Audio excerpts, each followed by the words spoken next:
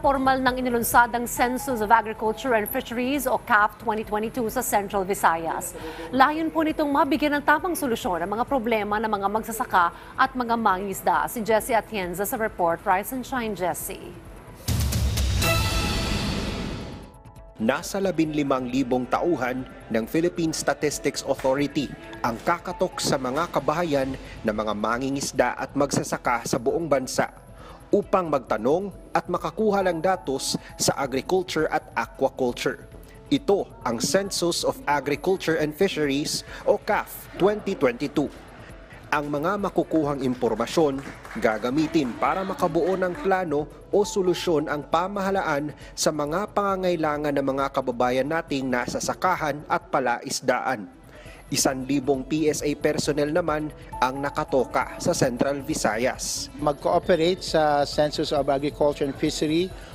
This will start, ang start nitong Agriculture and Fishery CAF 2022 is September 4.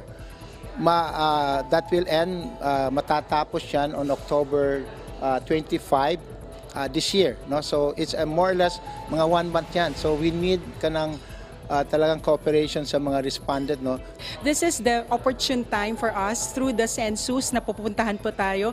We will be able to share yung mga problema natin na encounter and ano din yung mga solusyon na we would like to recommend to the government, to the private sector para matulungan tayo at maangat yung productivity ng ating sektor.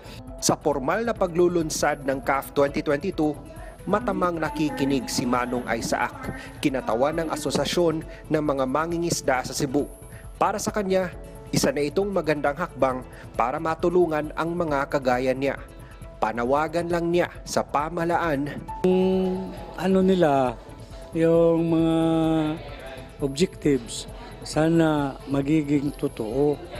Mabigyan talaga ng pansin kung ano yung mga problema sa mga maliliit na sektor na kagaya namin. Inaasahan ng PSA at National Economic Development Authority na makikipagtulungan rin ang ibang ahensya at mga lokal na pamahalaan upang masuyod lahat ng mga mangingisda at magsasaka at mapakinggan ang kanilang mga hinaing at pangangailangan.